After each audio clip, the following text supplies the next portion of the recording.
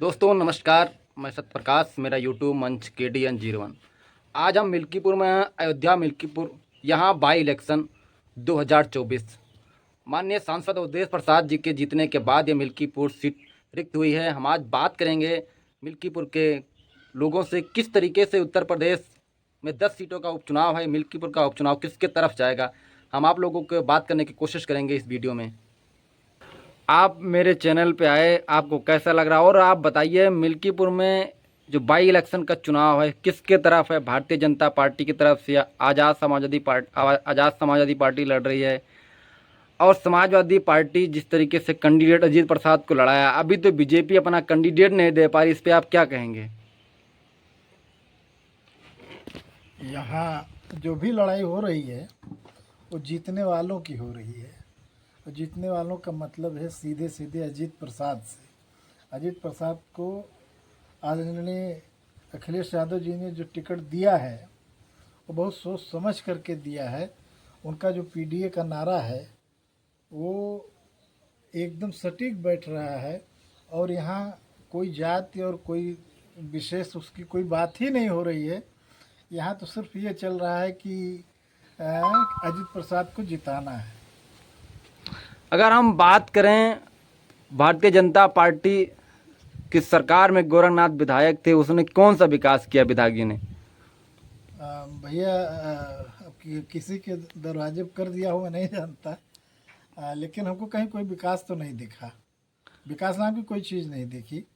अवधेश प्रसाद का तो हम गिना सकते हैं, तमाम चीज़ें हैं।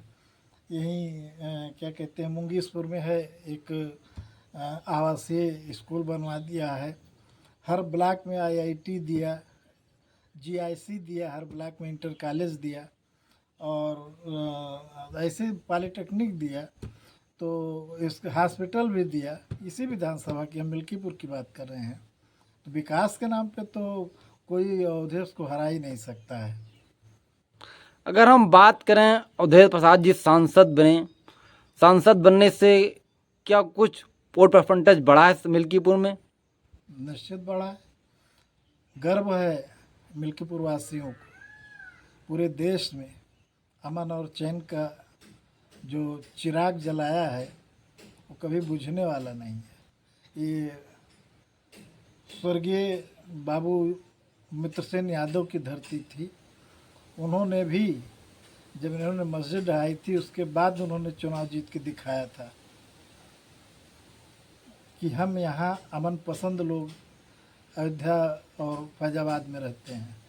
यहाँ जो है किसी धर्म और किसी जाति विशेष की कोई वो नहीं है। हम लोग सब एक हैं। अगर हम बात करें जिस तरीके से समाजवादी पार्टी अखिलेश यादव जी ने अजीत प्रसाद को टिकट दिया है, क्या अजीत प्रसाद जी अपने क्षेत्र के जनता के बीच में रहते हैं या यहाँ आते हैं मिल्कीपुर में? हाँ हाँ, दमदारी से रहते हैं। इसमें कहीं से कोई इफ्बट तो है ही नहीं भैया। और काम भी करते हैं, मिलनसार भी है, अच्छा लड़का है फिलहाल। अजीत प्रसाद युवा हैं, क्या युवा उनके तरफ रहेंगे इस बार? हाँ हाँ, समझ है, युवाओं की समझ है, बुजुर्गों का सम्मान है उनके अंदर। और लोगों से मिलने जुलने का जो तौर तरीका है, मिलनसार प्रवृत्ति के हैं। तो हम समझते हैं कि इस अजीत से बढ़िया कैंडिडेट तो फिर इस विधानसभा में तो कोई नहीं है। अखिलेश यादव जी ने 4 लोग कैंडिडेट थे मिल्कीपुर में। जिस तरीके से अजीत प्रसाद को टिकट दिया और जिम्मेदारी दी है, खासकर मिल्कीपुर से आनंद सेन को, आनंद सेन जी क्या इस चुनाव में नजर आएंगे? हाँ, आएंगे, हर हाल में आएंगे। वो तो अभी जो टिकट एक तरीके से फाइनल हो रहा था लखनऊ में, आदरणीय अखिलेश जी के समक्ष उन्होंने वो किया है। और इसके बाद अपने यहाँ भी शायद मीटिंग बुलाई थी बाबू जी की पुण्यतिथि के पहले। तमाम लोग उसमें शामिल भी हुए थे और सब लोगों ने एक आवाज़ में झंडा बुलंद करने की जो है कसम खाई है। भारतीय जनता पार्टी से माननीय मुख्यमंत्री योगी आदित्यनाथ प्रभारी बनाए गए, इसका क्या असर रहेगा? जुमला को सभी लोग जान रहे हैं ना झूठ जुमला और फरेब, हैं। तो अब तो इतना तो लोग पढ़े लिखे हो ही गए हैं कि पहचानते हैं, जानते हैं कि मेरे बच्चों का भविष्य क्या है, मेरा भविष्य क्या है और हमारी आने वाली पीढ़ियों का भविष्य क्या है। तब आखिरकार एकदम सामने हो रहा है तो इसको कुछ कहने बताने की तो ज़रूरत नहीं है ना। जिस तरीके से भी लगातार एनकाउंटर हो रहा है, 60% से ज़्यादा पीडीओ लोगों का एनकाउंटर हुआ है। और अगर हम जा उदाहरण करें तो जिस तरीके से घटना है जौनपुर की, उस पर आप क्या कहेंगे?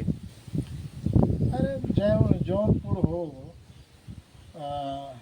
मंगेश यादव की हत्या हो, या भी क्या कहते हैं ललितपुर में एक पटेल को जो है जिंदा जला रहा है पेट्रोल वाला जिंदा मैटर। जला दिया गया है। बेचारे मौत तो ज़िंदगी के बीच में जो है ज़िंदगी जूझ रहे हैं अपनी। और पूरे प्रदेश में ही एकदम पूरी तरीके से गुंडों का शासन है और गुंडा राज पूरी तरीके से हावी है। इसको तो कहीं से डिनाई किए नहीं जा सकता। जिस तरीके से अयोध्या सीट भारतीय जनता पार्टी हारी, मुख्यमंत्री को यहाँ से प्रभारी बनाया गया है, जिम्मेदारी दी गई है। समाजवादी पार्टी के सांसद उदय प्रसाद जी चुने गए हैं। सांसद चुनने के बाद ये सीट खाली हुई। कितनी बड़ी जिम्मेदारी शिवपाल जी ले रखे हैं, या माननीय अवधेश प्रसाद जी प्रभारी बनाए गए हैं, लाल जी। किस तरीके से आप इन लोगों को देखते हैं, बड़े शीर्ष नेतृत्व समाजवादी पार्टी को?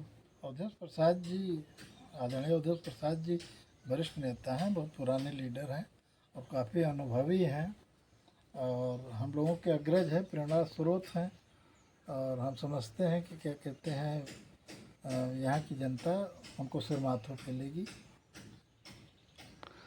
लास्ट सवाल ये है, क्या अजीत प्रसाद जी चुनाव जीतने के बाद आप उनसे क्या अपेक्षा करते हैं? जिस समय अभी सरकार अपेक्षा उनसे अपेक्षा विकास की करते हैं, भाईचारे की करते हैं। हम लोग आपस में आपसदारी हम लोगों की बनी रहे हैं। हम हिंदू मुसलमान में न बटें हैं, हम सवर्ण और बैकवर्ड, सवर्ण और शूद्र में न बटें हैं। तो हम चाहते हैं कि भाईचारा बना रहे। और हमारी जो अच्छा रह गई बात सवर्ण या शूद्र की, तो हर आदमी के अपने अपने विचार हैं तो उस विचार के साथ अपना जुड़े रहें, लेकिन यह है कि हमारे आपस में कटुता नहीं होनी चाहिए। जी जी, बहुत बहुत धन्यवाद चैनल पे आने के लिए आपको। धन्यवाद भैया, आपने हमसे मिल करके बहुत बड़ी हम उसके लिए आभार हैं।